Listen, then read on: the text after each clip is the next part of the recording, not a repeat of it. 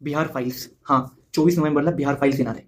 जी काही धांदली झालेली आहे बिहारच्या इलेक्शनामध्ये, ती या टायमाला राहुल गांधी निष्पक्ष होऊन सण आणि तेजस्वी यादवसोबत मिळून सण बिहार फाईल्स लॉन्च करणार आहेत. या बिहार फाईल्समध्ये जसं हरियाणा फाईल्स लॉन्च केली होती, हरियाणाबद्दल सांगितलं होतं की कशी वोटचोरी झालेली आहे, तसं बिहारच्याबद्दल पण सांगणार आहे. आणि या टायमाला फक्त आणि फक्त फिल्म नव्हे तर सुप्रीम कोर्ट पण जाणार आहेत, अशी त्यांनी घोषणा केलेली आहे. आताची लेटेस्ट बातमी अशी आहे की बिहारचा जो काही इलेक्शन झालेले, काही लोकांना वाटत असेल की बीजेपी निवडून आलेली आहे आणि आता ते लोक सत्तेत राहतील, हे सगळं भरम तुटणार आहे आणि सुप्रीम कोर्टपर्यंत त्यांना फोडून घेऊन जाणार आहेत आणि जी काही धांदली झालेली आहे तिला बाहेर काढणार आहेत आणि कुठंतरी परत लोकतंत्र जिवंत ठेवण्याचा प्रयत्न करणार आहेत. तर तमाम सगळ्यांना मी एकच विनंती करतो, महाराष्ट्राची जनतेला सुद्धा आणि देशाची जनतेला सुद्धा, की कुठेही अशी धांदली होत असेल तर तिला थांबवा. कारण कधी उद्या तुमचं हक्क ते लोक खाऊन जाणार आहेत. आणि कधी चुकीचा व्यक्ती निवडला तर चुकीच्या गोष्टी घडतात आणि त्यामुळे तरक्की थांबते. म्हणून येणाऱ्या महाराष्ट्राच्या जिल्हा परिषद आणि पंचायत समितीच्या इलेक्शनमध्ये हे मुळात होता कामा नाही. म्हणून त्याची तुम्ही पारदर्शकता ठेवायची आहे आणि सुज्ञ म्हणून आपली ओळख निर्माण करून देण्याचं एकमेव तुम्हाला एक्झाम्पल सेट करायचा ध्येय भेटते, ते म्हणजे वोटचोरी थांबवा